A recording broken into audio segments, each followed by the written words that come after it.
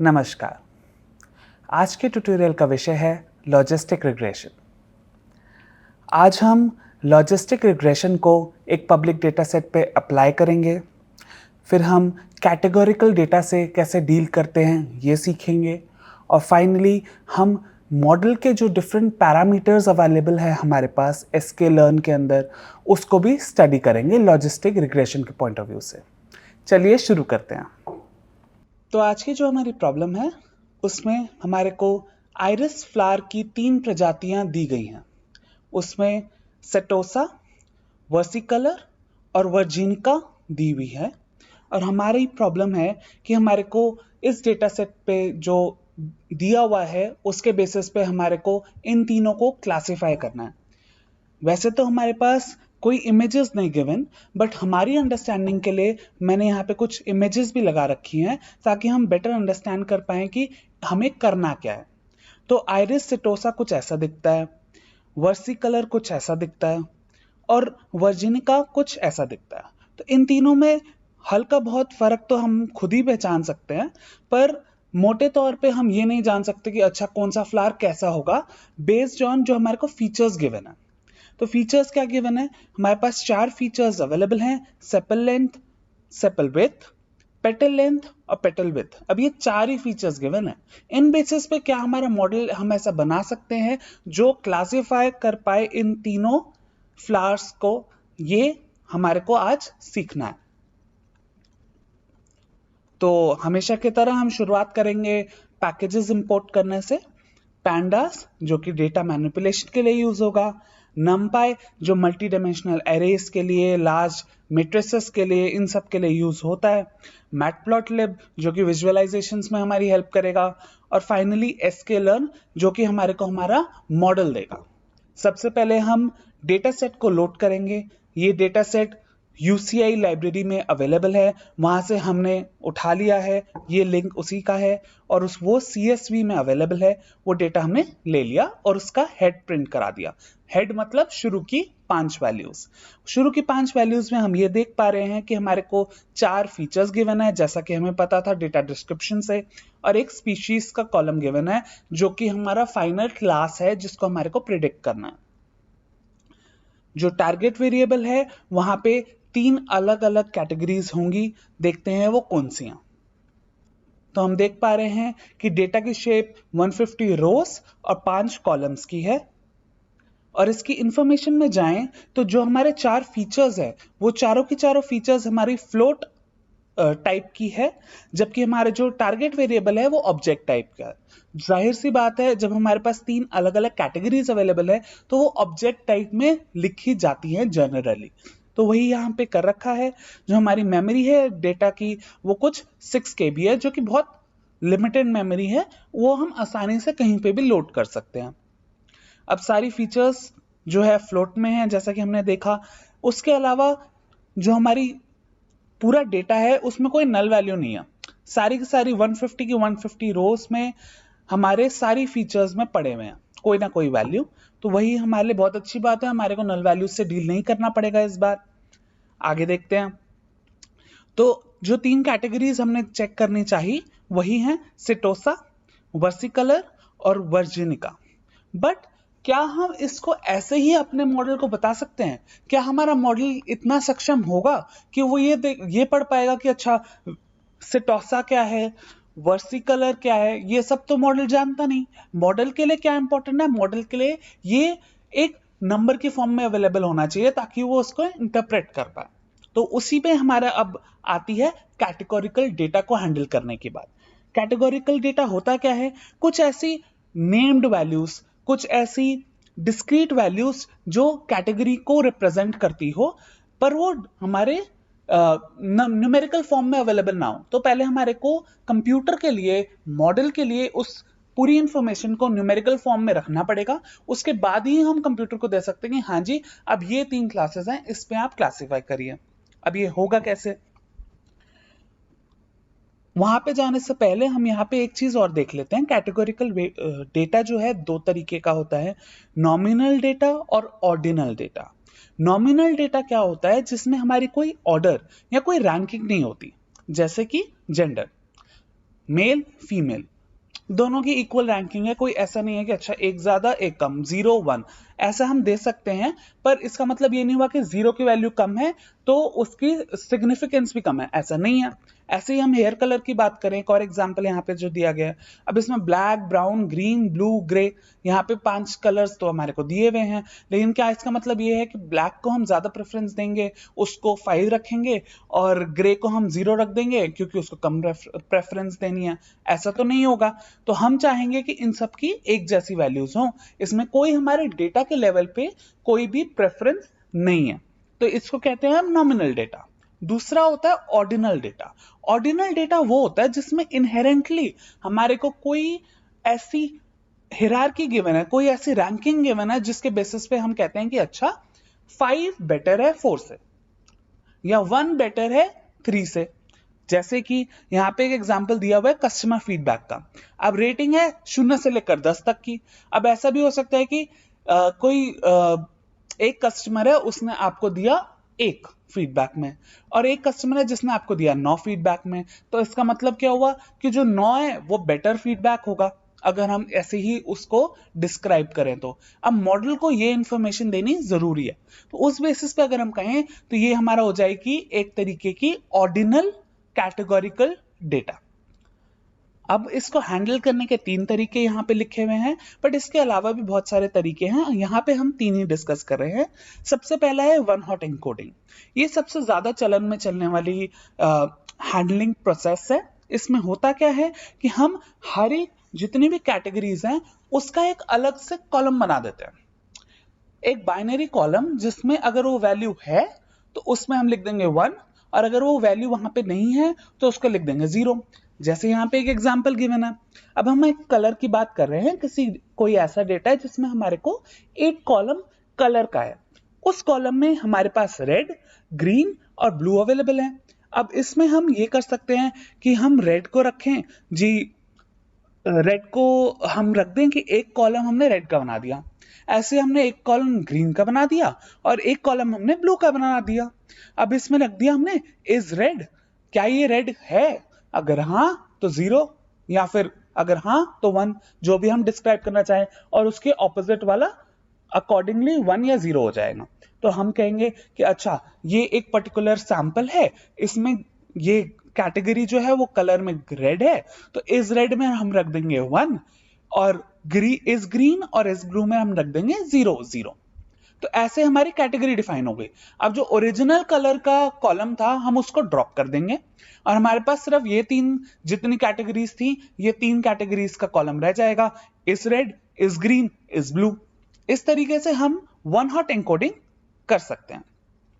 दूसरा तरीका क्या है? Label encoding. इसमें भी बहुत अच्छा है। अब इसमें हम क्या करेंगे कि जो हमारा कलर कॉलम था रेड, ग्रीन, ब्लू, सिंपली उसमें हम उसको रेड के लिए 0, ग्रीन के लिए 1 और ब्लू के लिए 2 दे दें। Simple as that. पर क्या ये इतना लॉजिकल होगा? ऐसा भी तो हो सकता है ना कि हमारा मॉडल ये सोचने लगे कि अच्छा 0 का मतलब है रेड जो है वो कम वैल्यूएबल है, और 2 का मतलब है हमारा ब्लू जो है वो ज्यादा वैल्यूएबल है। ऐसा हम क्या करना चाह रहे हैं या नहीं, ये हमारे डेटा की प्रॉब्लम पे डिपेंड करता है। अब ऐसी ऑर्डिनल एन्कोडिंग भी एक चीज होती है। अब वहां पे यही रैंकिंग वाली बात आ जाती है, जहां पे हम कहते हैं कि ये लेबल एन्कोडिंग की तरह है, बट हमारी यहाँ पे रैंकिंग की जो वैल्यू है उसमें हमारे कुछ हिरार्की भी है। जैसे कि अगर मैं साइज का एक कॉलम ले लेता हूं जिसमें स्मॉल, मीडियम और लार्ज अवेलेबल है, तो ऑर्डिनल एन्कोडिंग के हिसाब से स्मॉल वाले को मेरे को छोटी वैल्यू देनी पड़ेगी और लार्ज वाले को मेरे को लार्ज वैल्यू देनी पड़ेगी, ताकि मैं एक रैंकिंग डिफाइन कर सकूं कि हाँ भी हमारा जो स्मॉल है वो कम है, लार्ज में ज्यादा है, और मीडियम उन दोनों के बीच में है। तो हमने उसको दे दिया 0, 1 और 2 कैटेगरीज रिस्पेक्टिवली। ऐसे करके हम ऑर्डिनल एन्कोडिंग भी कर सकते हैं। तो यहाँ पे हम जो यूज करेंगे वो होगी लेबल एन्कोडिंग, क्योंकि हमारी कोई रैंकिंग नहीं है और हम नहीं चाह रहे कि हम अपने फीचर्स हमारे जो टारगेट वेरिएबल है उसमें ही हम 3 कॉलम्स क्रिएट कर दें, तो हमारे लिए तो बड़ी दिक्कत हो जाएगी। हो सकता है कि हम ना चाह रहे हो ऐसा करना, हम सिंपल रखते हैं मॉडल को। हम ये कहते हैं कि चलो लेबल एन्कोडिंग कर दी, 0 का मतलब एक क्लास हो गई, 1 का मतलब दूसरी क्लास हो गई, 2 का मतलब तीसरी क्लास हो गई, अब यही हमने किया, यहाँ पे हमने डिक्शनरी डिफाइन कर दी, सिटोसा को हमने 0 दे दिया, वर्सिकलर को हमने 1 दे दिया और वर्जिनिका को हमने 2 दे दिया। तो हमारी जो प्रजातियां हैं, जो स्पीशीज हैं, वो अब अकॉर्डिंगली 0, 1 और 2 में कन्वर्ट हो चुकी हैं। ये कुछ हमारा डेटा ऐसा दिख रहा है। फिर हम फीचर्स और प्रिडिक्शंस को हर बार की तरह अलग कर लेते हैं। तो हमारा टारगेट वेरिएबल जो लास्ट कॉलम था वो प्रिडिक्शंस में चला गया, बाकी जो 4 फीचर्स थी वो हमारी एक जगह पड़ी रह गई फीचर्स में। अब फीचर्स का हेड प्रिंट करके देख लिया, हाँ जी ये फीचर्स है। ऐसे ही प्रिडिक्शंस का हेड प्रिंट करके देख लिया, ये प्रिडिक्शंस है। अब फीचर स्केलिंग करना भी इंपॉर्टेंट है हमेशा की तरह, तो हमने यहाँ पे फीचर स्केलिंग लगा दी स्टैंडर्ड स्केलर यूज करके, और स्केल्ड फीचर्स को हमने प्रिंट करा लिया। अब फाइनली हम अपने डेटा को एक्सट्रेन, एक्सटेस्ट, वाई ट्रेन और वाई टेस्ट में स्प्लिट कर देंगे। वही 80-20 का रेशियो जो हमारा हम कस्टम ऐसा ही लेते हैं हमेशा की तरह। फिर हम ईडीए परफॉर्म करेंगे। तो ईडीए में हम क्या करेंगे, हमने ट्रेन डेटा रखा जिसमें हमने कॉन्कैट कर लिया अपने एक्सट्रेन और वाई ट्रेन को, और वो कुछ ऐसा दिख रहा है। समरी स्टैटिस्टिक्स भी प्रिंट करके देख लेते हैं, काउंट क्या है, मीन क्या है, स्टैंडर्ड डेविएशन क्या है, इन सब की वैल्यूज हमारे को यहाँ पे दिख गई हैं। अब हम बॉक्स प्लॉट विजुअलाइज करके देख लेते हैं, ताकि हम ये भी इंश्योर कर सके कि हाँ हमारे पास नल वैल्यू तो नहीं थी, ये तो हमने पहले ही देख लिया था, पर हम ये भी देख लेते हैं कि यहाँ पे हमारे पास कोई आउटलायर तो नहीं है किसी फीचर में। तो बॉक्स प्लॉट करने पे हमें ये समझ में आया कि 3 डायमंड्स दिख रहे हैं, और ये 3 डायमंड्स क्या रिप्रेजेंट करते हैं, हमारे आउटलायर्स को। तो वही 3 डायमंड्स में एक ही कॉलम में अवेलेबल है, सेपल विथ में। तो अब देख लेते हैं कि इसको निकालना है कि ये 3 कहाँ पे बैठे हैं, इनकी वैल्यूज क्या क्या है। तो सेपल विथ में हम IQR के एक हेल्पर फंक्शन बना दिया और हमने इसको प्रिंट करा दिया, जहां पे हमने फर्स्ट क्वार्टाइल और थर्ड क्वार्टाइल का यूटिलाइज करा। ये आपको स्टैटिस्टिक्स में काफी इजीली समझ में आएगा अगर आप स्टैटिस्टिक बैकग्राउंड के हैं। अदरवाइज आप इस फंक्शन को एज इट इज यूज भी कर सकते हैं। इसको आप एक तरीके से एक हेल्पर फंक्शन की तरह अपने पास स्टोर करके रख सकते हैं अगर आपको इसके बारे में ज्यादा नॉलेज नहीं है तो। अदरवाइज अगर आपको समझ में आ रहा है तो ये बहुत अच्छी चीज है। आप इसको यूज करके अपने 25% ऑफ द डेटा में कितने वैल्यूज हैं, आपके 25 से लेकर 50 तक कितनी वैल्यूज हैं, 50 से लेकर 75 तक कितनी वैल्यूज हैं, इन सब का पूरा डेटा आपको IQR में मिल जाता है, जिसको हम इंटर क्वार्टाइल रेंज भी कहते हैं। अपने एंथुजियाज्म के लिए अगर आप इसको पढ़ना चाहते हैं तो आप अपने लेवल पे ये भी कर सकते हैं, जाके इसके बारे में और सर्च करें, पढ़ें और समझें कि यहाँ पे ये हो क्या रहा है। हम ये देखना चाहते हैं कि हमारे आउटलायर्स रिमूव हुए, हमने कर दिए, उसके बाद कैसा डेटा दिख रहा है और पहले कैसा था उसको भी हमारे को सेव करके रखना पड़ेगा, इसलिए हमने एक कॉपी बना लिया। तो ये आप एक कॉमन प्रैक्टिस की तरह भी रख सकते हैं। एटलीस्ट इनिशियल डेज में जब आप अपनी कोडिंग स्टार्ट कर रहे हैं तो आपको ये पता होना चाहिए कि हमारा ओरिजिनल डेटा कैसा था, हमने क्या क्या चेंजेस करे। हर चेंज के बाद आपने जो नया डेटा बनाया आप उसी डेटा में उसको उसी वेरिएबल में स्टोर करना चाहते हैं, या आप नया वेरिएबल बनाना चाहते हैं, या आपकी डिजाइन चॉइस हो सकती है। पर शुरू के डेज में मैं सजेस्ट करूंगा कि आप पहले अलग अलग वेरिएबल्स में लें, ताकि आगे चलकर अगर आपको ये पता चलता है कि हाँ मुझे उस पर्टिकुलर डेटा में उस पर्टिकुलर सैंपल की जरूरत थी जो मैंने बाद में रिमूव कर दिया था, तो हम एक्चुअली उस वेरिएबल का यूज कर उसको कॉल कर पाए और यूज कर पाए। अदरवाइज होगा क्या कि आपको आगे चल के फिर अपने कोड में चेंज करना पड़ेगा पीछे आके, और फिर सारा डेटा रन करना पड़ेगा, कोड रन करना पड़ेगा। वो थोड़ा सा प्रोसेस जो है आपके लिए मुश्किल हो जाएगा इनिशियल डेज में। आप इसकी प्रैक्टिस कर सकते हैं, आगे चल के एक बार आप एक्सपर्ट हो गए तो फिर आप अपनी प्रोटोकॉल्स खुद बना सकते हैं जैसा आप चाहें। ठीक है, तो आते हैं कोड पे। आउटलायर्स प्रिंट कर दिए तो हमें पता चला कि सेपल विथ में 3 आउटलायर्स निकल के आए स्टैटिस्टिकली भी, जो कि इंडेक्सेस 22, 89 और 117 पे अवेलेबल है। अब हम यहाँ पे इनको ड्रॉप करना चाहते हैं, तो हमने ड्रॉप कर दिए ये तीनों इंडेक्सेस।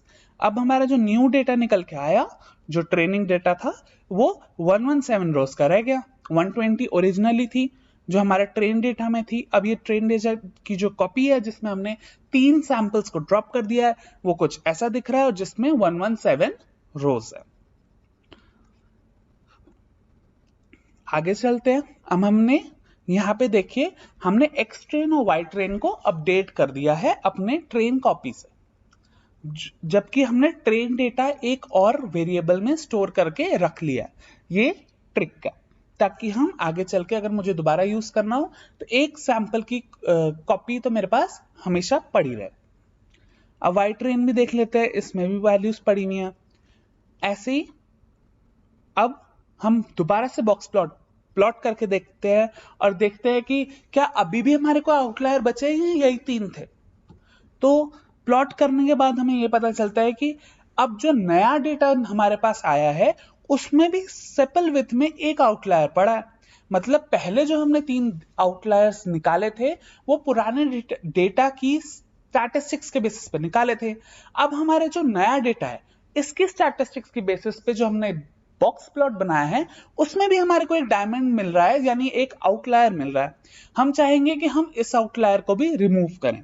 वैसे ये एक डिजाइन चॉइस है, आप चाहें तो दोबारा चेक करना करें। अगर आप ये सोचते हैं कि नहीं नहीं भाई मेरा तो डेटा बहुत लिमिटेड है, मैं नहीं चाह रहा कि मैं और कोई वेरिएशन इसमें करूं, ड्रॉप करूं या कोई इंप्यूटेशन करूं, वो सब चीजें आप नहीं करना चाहते, तो आप यहां तक आकर अपना डेटा को आउटलायर फ्री मानकर आगे चल सकते हैं।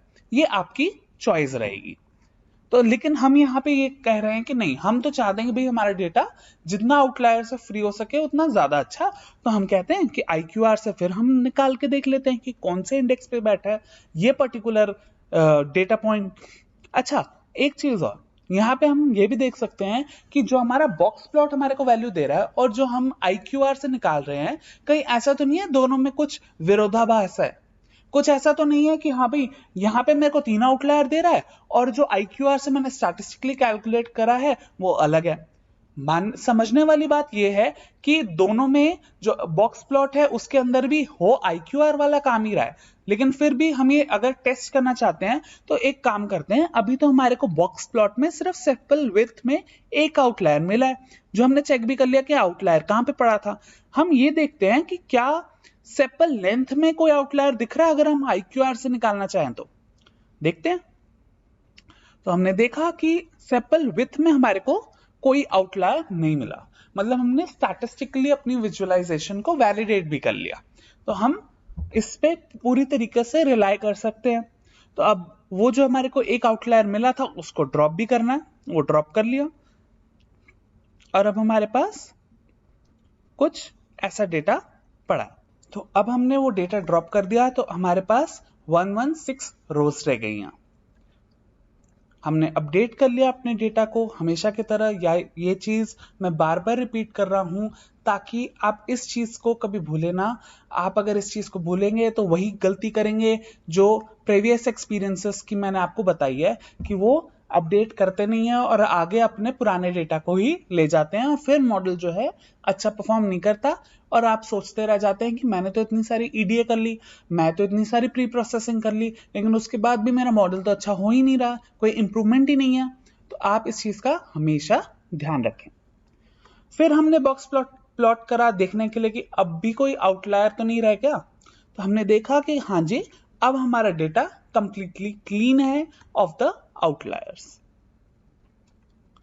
अब क्लास डिस्ट्रीब्यूशन भी देख लेते हैं। जो हमारा फाइनल डेटा का अब निकल के आया है वो हमने देखा कि क्लास डिस्ट्रीब्यूशन हमारा फर्स्ट या 0th क्लास के लिए 38 हो गया है, फर्स्ट क्लास के लिए 37 हो गया है और सेकंड क्लास के लिए 41 हो गया। तो मतलब कि थोड़ा इम्बैलेंस हमारे को दिख रहा है। ये विजुअली भी हमने वेरीफाई कर लिया। कोरिलेशन एनालिसिस भी देख लेते हैं हमेशा की तरह। तो कुछ कोरिलेशन यहाँ पे हमने न्यूमेरिकली देख ली और अब हम इसको विजुअलाइज भी कर लेते हैं। तो विजुअलाइज करने के बाद हमारे को समझ में क्या आया? हमने ये देखा कि जो हमारी पेटल विड्थ है और जो लेंथ है वो स्ट्रॉन्ग कोरिलेशन दिखा रही हैं। उसके अलावा जो हमारी सेपल विड्थ है वो इतना ज्यादा कोरिलेशन नहीं दिखा रही है, उसका नेगेटिव में ही चल रहा है कोई कोरिलेशन, बट वो भी इतना डीप नहीं है।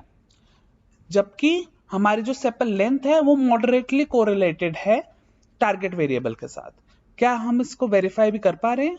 देख लीजिए, यहाँ पे जो हमारा सेपल विड्थ था वो 0.4 था नेगेटिव में, यही चीज हमने देखी थी यहाँ पे। उसके अलावा जो हमारी सेपल लेंथ है वो 0.79 है, जो कि अच्छी कोरिलेशन है बट मॉडरेट है कंपेयर टू अगर हम पेटल लेंथ और पेटल विड्थ देखें। पेटल विड्थ तो सबसे ज्यादा कोरिलेटेड है, 0.95 पहुंच चुकी है इसकी वैल्यू। तो ठीक है, इसकी भी एनालिसिस हमारी हो सकता है आगे काम आए। अब हम विजुअलाइज कर लेते हैं हम हमेशा की तरह। तो हम ये देखते हैं कि स्कैटर प्लॉट बना लिया हमने सेपल लेंथ वर्सेस स्पीशीज का।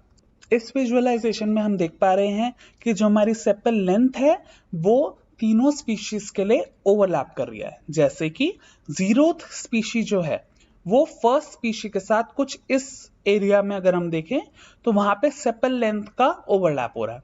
ऐसे ही हम सेकंड के लिए देखें तो जो फर्स्ट क्लास है उसके साथ यहाँ पे उसका ओवरलैप हो रहा है। तो कोई ऐसी डिस्टिंग्विशिंग फीचर नहीं है ये वाली जो हम कह सकेंगे हाँ भाई हमारे दोनों क्लासेस या 3 क्लासेस को अलग कर रही है। अच्छा, यहाँ पे आप नोटिस कीजिएगा सेपल लेंथ नेगेटिव में भी जा रही है। अब कोई लोग क्वेश्चन पूछेंगे ऐसा कैसे हो रहा है? आप सोच पा रहे हैं इस चीज को कि सेपल लेंथ जो कि एक फिजिकल क्वांटिटी है वो नेगेटिव कैसे हो सकती है? अगर आप थोड़ा सा पीछे जाएंगे तो हमने फीचर स्केलिंग करी थी। फीचर स्केलिंग में हमारा जो डेटा होता है वो 0 के अराउंड स्टैंडर्डाइज हो चुका है। अब वो चेंज जो हमारे को रियल वर्ल्ड सिनेरियो है उससे नहीं आएगा, वो हमारे को एनालाइज करना पड़ेगा कि अच्छा ये ओरिजिनल वैल्यूज क्या रही होंगी, वो कंपैरेटिवली डिफरेंट रही होंगी जो अभी यहाँ पे आई हैं। ओरिजिनल वैल्यूज में भी जो हमारा डेटा रहा होगा वो यहाँ पे नेगेटिव ना होके वो कुछ कम रहा होगा एज कंपेयर टू जो पॉजिटिव डेटा यहाँ पे दे रखा है। तो फीचर स्केलिंग का रोल है यहाँ पे, आप नेगेटिव से यहाँ पे कंफ्यूज ना हो जाएं। ठीक है, उसके अलावा हम सेपल लेंथ तो देख ली, अब सेपल विड्थ भी देख लेते हैं। सेपल विड्थ में भी कुछ ऐसा रिलेशन ही दिख रहा है कि भाई ओवरलैपिंग तो है। नेक्स्ट हम पेटल लेंथ पे जाते हैं। इसमें क्या हो रहा है कि हमारा जो 0th क्लास है वो उसकी लेंथ -1 से लेकर -1.5 तक जा रही है, जो कि कहीं से कहीं तक ओवरलैप नहीं हो रही किसी और क्लास के साथ। जबकि हम अगर क्लास 1 और 2 देखें तो थोड़ा ओवरलैप हमारे को 1 से 0.5 के बीच में दिख रहा है। तो इससे हम ये कह सकते हैं कि हाँ जी, अगर हम सिर्फ पेटल लेंथ लेते तो उसके बेसिस पे हम 0th क्लास को बाकी दोनों क्लासेस से अलग कर सकते थे। ये हमारी एक स्ट्रॉन्ग ऑब्जर्वेशन हो सकती है। इसके अलावा चलिए हम पेटल विड्थ भी देख लेते हैं। तो पेटल विड्थ में ये समझ में आया कि अगेन वही ऑब्जर्वेशन कि हमारी जो 0th क्लास है उसके लिए तो पेटल विड्थ अलग ही पड़ी है। उसके अलावा जो हमारी फर्स्ट क्लास और सेकंड क्लास है उसमें कुछ ओवरलैप हमारे को नजर आ रहा है। अब मॉडल बिल्डिंग पे आ जाते हैं। तो हमने sklearn से लॉजिस्टिक रिग्रेशन का मॉडल इन्वोक कर लिया। मॉडल में एक रैंडम स्टेट पैरामीटर था, उसको हमने सीड दे दिया। अच्छा, रैंडम स्टेट जहां पे भी हो आप इंश्योर करें कि वहां पे आप कोई ना कोई सीड दे दें। इससे क्या होगा, आप रिप्रोड्यूसिबिलिटी को इंश्योर कर रहे हैं। अदरवाइज अगर आप रैंडम स्टेट को रैंडम ही रहने देंगे, अपने तरफ से कोई मैनुअल आप वैल्यू सीड इन नहीं करेंगे, तो होगा क्या कि आपका कंप्यूटर जो है, जो जहां पे मॉडल ट्रेनिंग हो रही है, वो हर बारी रैंडम सीड के लिए एक पॉइंट उठा लेगा और वो आपके हर बारी अलग हो सकता है। अब उससे क्या होगा कि आप जब मॉडल ट्रेन करेंगे तो एक बारी उसका रिजल्ट कुछ और आया, फिर आपने कहा कि अच्छा, आपने अपने फ्रेंड को दिखाया कि देखो मेरा रिजल्ट कितना अच्छा आया। फिर आप कहेंगे अच्छा मैं ना आपको ये सेंड कर देता हूँ, आप खुद चला के देखो, आपका रिजल्ट देखो कितना अच्छा आएगा। तो आपने वो चीज उसको सेंड करी और पता चला उसके मॉडल में किसी अलग रैंडम सीड से स्टार्ट हुआ और मॉडल कंप्लीटली फेल हो गया, वो बिल्कुल भी अच्छा परफॉर्म नहीं कर रहा। तो आपके दोस्त से लड़ाई हो जाएगी। ऐसा तो नहीं चाहते ना आप। तो हमेशा इंश्योर करें कि आप जो कोड लिख रहे हैं वो हमेशा रिप्रोड्यूसिबल होना चाहिए, ताकि आप उसको कहीं पे भी जाकर क्लेम कर सकें कि हाँ मैंने जो मॉडल बनाया है वो अच्छा परफॉर्म कर रहा है हमेशा के लिए। तो आपको जहां पे भी दिखे कि हाँ किसी भी फंक्शन में रैंडम स्टेट है, तो आप उसको जरूर इनिशिएट कर दें एक वैल्यू से, और उस वैल्यू को ध्यान रखें किसी और कंप्यूटर में या इसी कंप्यूटर में भी आप जितनी बारी उसको रन करेंगे उतनी बारी वो डिफरेंट वैल्यू देने लग जाएगा। वो आप नहीं चाहते हैं। कुछ लोग ऐसे भी करते हैं कि डिफरेंट रैंडम सीड्स लगा के देखते हैं कि क्या हमारा मॉडल जो है वो बहुत ज्यादा रैंडम सीड पे ही तो डिपेंडेंट नहीं है कि भाई मैंने 0 पे करा तो हमेशा डिफरेंट एक वैल्यू दे रहा है, बट अगर मैं 1 पे करूं तो और बेटर वैल्यू दे रहा है, 2 पे करूं तो शायद उतनी अच्छी नहीं दे रहा, पर 3rd पे तो सबसे अच्छी वैल्यू दे रहा है। तो ऐसे भी आप एक तरीके से ये भी एक हाइपर पैरामीटर की तरह ट्यून कर सकते हैं कि हाँ भाई इस पे हम इस रैंडम सीड पे हमारा मॉडल बहुत अच्छा परफॉर्म कर रहा है। ठीक है, आगे चलते हैं। हमने मॉडल को एक्स ट्रेन और वाई ट्रेन पे फिट कर दिया और उसकी प्रिडिक्शंस ट्रेन डेटा पे और टेस्ट डेटा पे निकाल ली। रिजल्ट्स देख लेते हैं हम। यहाँ पे कंफ्यूजन मैट्रिक्स और एक्यूरेसी स्कोर का यूज कर रहे हैं। हमारे रिजल्ट्स कुछ इस प्रकार आए। हमने देखा कि ट्रेनिंग एक्यूरेसी जो है हमारी 0.97 आई, उसका कंफ्यूजन मैट्रिक्स लिखा हुआ है। वैसे हमारी टेस्ट एक्यूरेसी 0.93 आई, जो कि काफी हद तक अच्छी एक्यूरेसी है। उसका टेस्ट का कंफ्यूजन मैट्रिक्स भी दिया हुआ है। अब यहाँ पे ऑब्जर्व करने वाली बात यह है कि हमारा जो क्लास 0 थी वो कभी भी कोई फॉल्स अलार्म नहीं दे रही है, कुछ भी फॉल्स नहीं है यहाँ पे। 0 मतलब वो उसका कोई मिस क्लासिफिकेशन नहीं हो रहा है। आपकी जो 0th क्लास है वो तो बड़े आराम से बाकी दोनों क्लासेस से अलग हो जा रही है। यही हमने ऑब्जर्व भी किया था अपने विजुअलाइजेशन के ईडीए में कि हाँ भाई हमारे जो 0th क्लास है वो तो 2 फीचर्स के अलोंग बहुत आराम से अलग हो जा रही है। तो उस बेसिस पे हम ये कह सकते हैं कि हाँ हमारी जो 0th क्लास है वो तो अच्छे से लर्न हो गई, बट मिस क्लासिफिकेशंस ट्रेन के केस में भी और टेस्ट के केस में भी हमारे आ रहे हैं क्लास 1 और क्लास 2 के बीच में। तो क्या हम इससे भी ज्यादा मॉडल को इंप्रूव कर सकते हैं, ये सोचने वाली बात है। यहां पे हम अब यूज करेंगे पैरामीटर्स का। अभी तक जो भी हमने डेटा किया या जो भी हमने फंक्शंस यूज करे, स्पेशली जब हम मॉडल को इन्वोक करने लगे, तो हमने डिफॉल्ट पैरामीटर्स को ही माना कि हाँ भाई यही बेस्ट पैरामीटर्स होंगे, बट ऐसा जनरली नहीं होता है। आपको पैरामीटर्स को भी सेट करना पड़ता है। हमारे लॉजिस्टिक रिग्रेशन के कुछ स्पेसिफिक पैरामीटर्स हैं जो कि sklearn में दिए गए हैं, लिस्टेड होते हैं। आप कभी भी किसी भी फंक्शन को यूज कर रहे हैं उसकी डॉक्यूमेंटेशन में जाएंगे तो हर फंक्शन के कुछ स्पेसिफिक पैरामीटर्स होते हैं जिसको आप स्टडी कर सकते हैं, जिसका अराउंड आप प्ले कर सकते हैं और देख सकते हैं कि हाँ भाई हमारी मॉडल की क्या इंप्रूवमेंट हो सकती है, क्या वो फंक्शन या वो जो मॉडल है वो क्या हमारे को बेटर रिजल्ट्स दे सकता है। तो हमने वही देखा यहाँ पे। तो हमारे जो लॉजिस्टिक रिग्रेशन है उसके लिए कुछ पैरामीटर्स मैंने यहाँ पे लिस्ट कर रखे हैं जो हमारे लिए इंपॉर्टेंट हो सकते हैं। उस ये जो लिस्ट है उसके अलावा भी कुछ पैरामीटर्स होंगे, उसके बारे में आप ये जो लिंक दिया हुआ है उसमें जाके देख सकते हैं और उसके बेसिस पे उसको स्टडी कर सकते हैं। यहाँ पे हम फर्स्ट पैरामीटर जो देख रहे हैं वो है पेनल्टी पैरामीटर, जो कि रेगुलराइजेशन को दर्शाता है।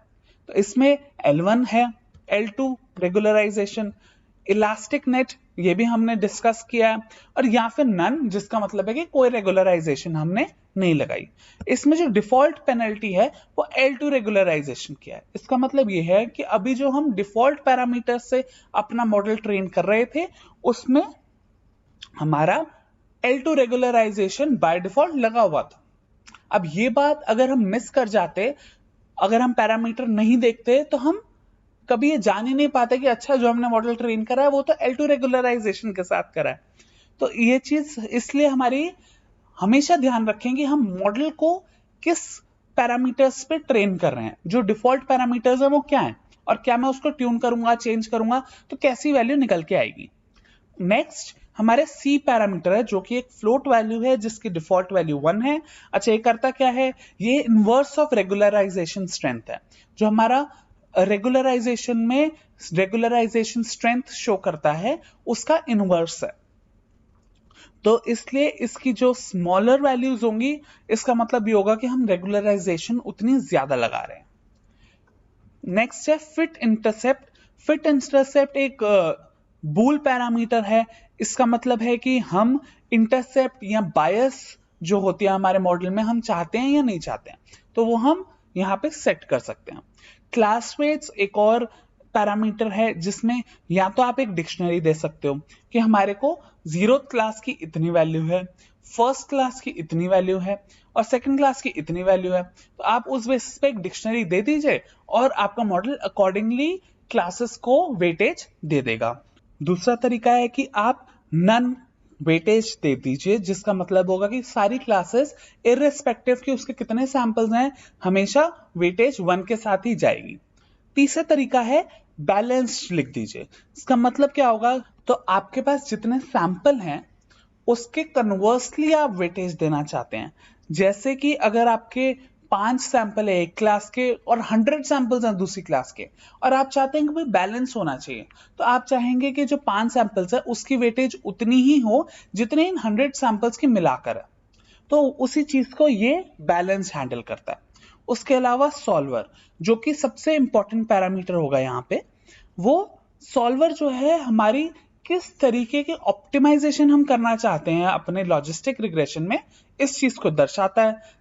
अब यहाँ पे कुछ सॉल्वर्स के नाम गिवन है, LBFGS, लिबलिनियर, न्यूटन CG, न्यूटन चोलेस्की।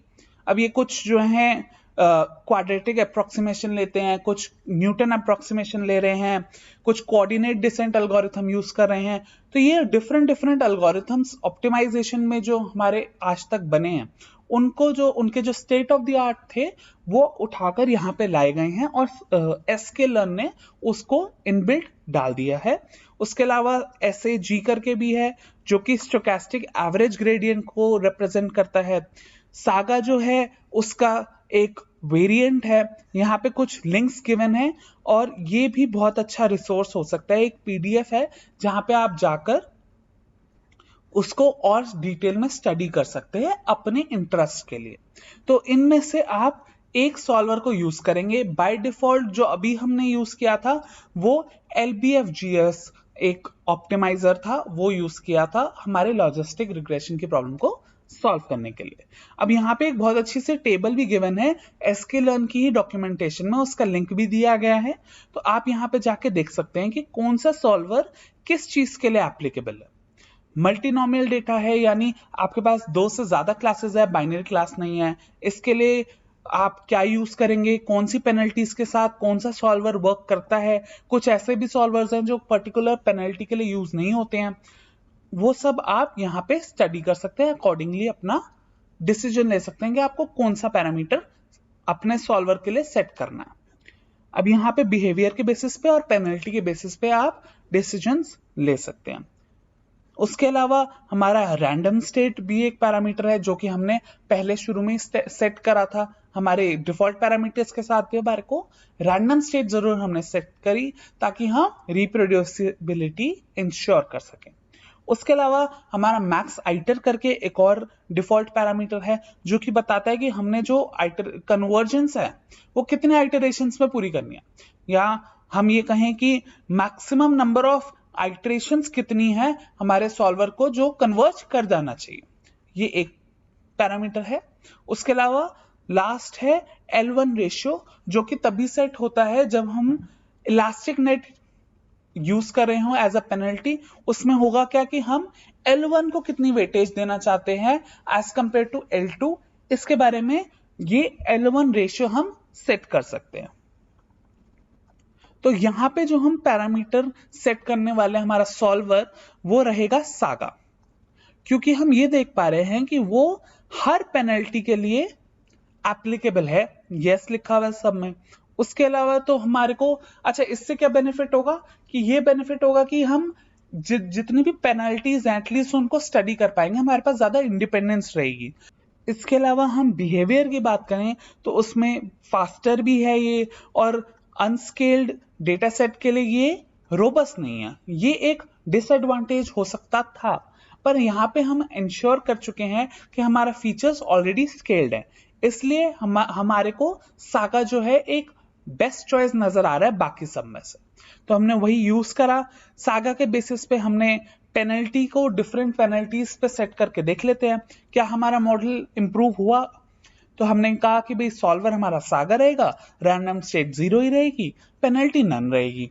उसके बेसिस पे हमने चलाया तो हमारा भाई ट्रेन एक्यूरेसी तो 0.98 पहुंच गई, जबकि टेस्ट एक्यूरेसी 0.9 हो गई, तो मतलब हमारा गैप जो है बढ़ गया। तो ये हमारे को एक इंडिकेशन दे रहा है कि भाई ये तो ओवरफिटिंग की तरफ जा रहा है। ये एक बात हुई। उसके अलावा हमने ये भी देखा कि एक वार्निंग जनरेट हो रही है, तो हमारी वार्निंग क्या है, कन्वर्जेंस वार्निंग है, द मैक्स आइटर वाज रीच्ड।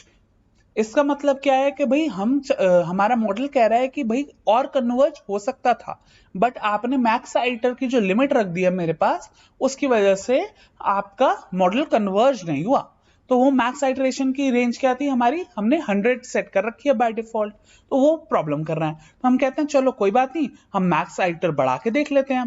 तो काफी कॉम्बिनेशंस लगाने के बाद हम मैक्स आइटर को 1100 पे किया, तो हमने पाया कि अब कोई वार्निंग नहीं आ रही है, मतलब हमारा मॉडल अब एक्चुअली कन्वर्ज हो चुका है। तो इससे हम अपना एक्यूरेसी जो है वो हमारी बेस्ट एक्यूरेसी इस पर्टिकुलर कॉन्फ़िगरेशन के लिए निकल के आ गई। तो हमने देखा कि भाई ट्रेन एक्यूरेसी 0.98 है, तो मतलब डिफरेंस तो वही रहा, कोई इंप्रूवमेंट नहीं हुई उस कन्वर्जेंस से। तो आगे चलते हैं, L1 रेगुलराइजेशन की बात करते हैं। L1 में हमने दोबारा से सागा सॉल्वर रखा, रैंडम स्टेट 0 रखी, पेनल्टी L1 रखी। अब देखते हैं क्या होता है। यहाँ पे हमारे वही जो ओरिजिनल हमारा डिफॉल्ट पैरामीटर से रिजल्ट आ रहा था, अगर हम पीछे जाके देखें तो जो डिफॉल्ट पैरामीटर से हमारा रिजल्ट आया था 0.97 ट्रेन के लिए और 0.93 टेस्ट के लिए। यहाँ पे L1 रेगुलराइजेशन सागा के साथ भी वही रिजल्ट आ रहा है, तो मतलब कोई इंप्रूवमेंट हुई, रादर वार्निंग भी आ गई है। तो हम वार्निंग के लिए तो हम मैक्स आइटर सेट कर सकते हैं। हमने थोड़ा से चेंज करके देखे, भाई 100 से हम ले गए 200, 300, 500, 1000 पे हमें लगा कि हाँ भाई अब तो वार्निंग चली गई, तो कम करके देखते हैं, क्योंकि हमारे को ये भी तो इंश्योर करना है ना कि हमारा मॉडल जो है कम कंप्यूटेशनल कॉम्प्लेक्सिटी में ही ट्रेन हो जाए। तो हम जो मैक्स आइटर निकल के आया वो 900 निकल के आया, तो हमने वही चीज करी। अच्छा, अभी भी वार्निंग चली गई, लेकिन जो प्रॉब्लम हमारे को नन के साथ आई थी वही L1 के लिए भी आ रही है कि हमारी जो रिजल्ट है वो एज इट इज रहा, हमारी ऑप्टिमाइजेशन एल्गोरिथम कन्वर्ज तो हो गई, पर उससे कोई हमारे को बेनिफिट नहीं हुआ। अब L2 लगा के देख लेते हैं। तो L2 में सागा, पहले हमने दूसरा सॉल्वर यूज किया था जो कि हमारा डिफॉल्ट सॉल्वर था, अब हम L2 सागा कर रहे हैं, तो उसके बेसिस पे हमारा रिजल्ट जो है अभी भी वही रहा। तो हमारा सॉल्वर चेंज करने से कोई चेंज नहीं आया हमारे रिजल्ट में। फाइनली अब हम एक बैलेंस्ड अगर हम क्लास वेटेज दें, क्योंकि हमने पीछे देखा था कि भाई थोड़ा सा हमारा क्लास इम्बैलेंस तो इंट्रोड्यूस हो चुका है। किस वजह से, जब हमने ड्रॉपिंग करी थी, हमने कुछ सैंपल्स ड्रॉप किए थे आउटलायर्स की वजह से, उसकी वजह से हमारी क्लास इम्बैलेंस हो गई थी। तो उसी बेसिस पे हम एक बैलेंस अगर हम बनाएं तो क्या इससे हमारा डेटा में जो इवैल्यूएशन मैट्रिक्स आ रहे हैं ट्रेन के लिए, टेस्ट के लिए, वो इंप्रूव होते हैं। तो रिजल्ट तो ये निकल के आया कि भाई अभी भी कोई इंप्रूवमेंट नहीं हो रही है। तो अब हम ये देखते हैं कि L2 भी हो गया, अब इलास्टिक नेट लगा के देखते हैं भाई उससे कोई रिजल्ट अच्छा आ रहा है। इलास्टिक नेट में भी हमने 0.5 लगा के देखा अपना L1 रेशियो, मतलब कि L1 भी है 0.5 और L2 भी रहेगा द रिमेनिंग 0.5। तो ये दोनों अगर इलास्टिक नेट पे हैं तो अभी भी हमारा डेटा का कोई ज्यादा इंप्रूवमेंट नहीं हुआ, रादर जो हमारा ट्रेन एक्यूरेसी थी वो 0.97 हो गई और टेस्ट एक्यूरेसी 0.9 पे गिर गई। ऐसे ही हम L1 रेशियो को थोड़ा सा चेंज करके देखते हैं। तो 0.1 के लिए नो चेंज, वही जो 0.5 के लिए रहा वही रहा, और 0.9 में हमारा जो हमारा L2 के लिए आ रहा था वही रहा। अब ये सोचने वाली बात भी है कि ऐसा कैसे हो सकता है कि जो L2 के लिए आया वही इलास्टिक नेट के लिए भी आ रहा है। तो आप समझिए यहाँ पे L1 रेशियो जो है वो 0.9 है, तो इलास्टिक नेट में भी हमारे रिजल्ट्स इंप्रूव होके नहीं आए। तो हम फाइनली ये कह सकते हैं कि हमने सारे पैरामीटर्स को एटलीस्ट एक बार गो थ्रू करा, थोड़े वेरिएशंस करके देखे कि क्या हमारा रिजल्ट इंप्रूव हो सकता है। बट हमने ये पाया कि भाई जो हमारा डिफॉल्ट पैरामीटर से रिजल्ट आया था वो लगभग अच्छा रिजल्ट था, उसमें हम और इंप्रूवमेंट पैरामीटर्स के थ्रू नहीं ला पाए। अब वही चीज है, हमने कंक्लूजन में क्या देखा? हमने कंक्लूजन में ये देखा कि हमने एक 3 क्लास लॉजिस्टिक रिग्रेशन का मॉडल, क्लासिफायर मॉडल बना लिया, जिसमें हमने आइरिस फूल की जो प्रजातियां हैं उनको 3 भाग में हम क्लासिफाई कर पाए, और उसकी टेस्ट एक्यूरेसी बेस्ट जो आई वो आई थी 0.93 के लिए। अब यहाँ पे हमेशा की तरह हम एक ट्राई इट योरसेल्फ एक्सरसाइज भी दे रहे हैं। यहाँ पे आपको एक लॉजिस्टिक रिग्रेशन का मॉडल ट्रेन करना है। किस चीज के लिए? तो हमने एक ब्रेस्ट कैंसर का एक डेटा सेट दिया हुआ है जिसके कुछ पैरामीटर्स गिवन हैं, उसमें बाइनरी क्लासिफिकेशन परफॉर्म करना है और आपको ये देखना है कि क्या आप एक अच्छा सा मॉडल ट्रेन कर पा रहे हैं जो हमारी डिफरेंट फीचर्स हैं उसके बेसिस पे। टारगेट वेरिएबल भी गिवन है, तो यहाँ पे मेंशन भी है कि आपका 0 क्या रिप्रेजेंट कर रहा है और 1 क्या रिप्रेजेंट कर रहा है। यहाँ पे आपको ऑलरेडी कैटेगोरिकल डेटा को कन्वर्ट करके दिया हुआ है न्यूमेरिकल डेटा में। तो अब समरी, तो आज हमने लॉजिस्टिक रिग्रेशन मॉडल को ट्रेन करना सीखा, उसको एक पब्लिक डेटा सेट पे अप्लाई करा, फिर हमने कैटेगोरिकल डेटास को कैसे हैंडल करते हैं ये भी जाना, फिर हमने आउटलायर्स से कैसे डील करते हैं, सब्सिक्वेंटली अगर 2 बार आउटलायर निकल के आ रहे हैं तो उसको भी हमने ड्रॉप करके देखा, फिर हमने मॉडल को ट्रेन और टेस्ट करा, और फाइनली हमने पैरामीटर्स के साथ प्ले करके देखा कि हमारी वैल्यूज क्या चेंज हो रही हैं, क्या हम इंप्रूव कर पा रहे हैं।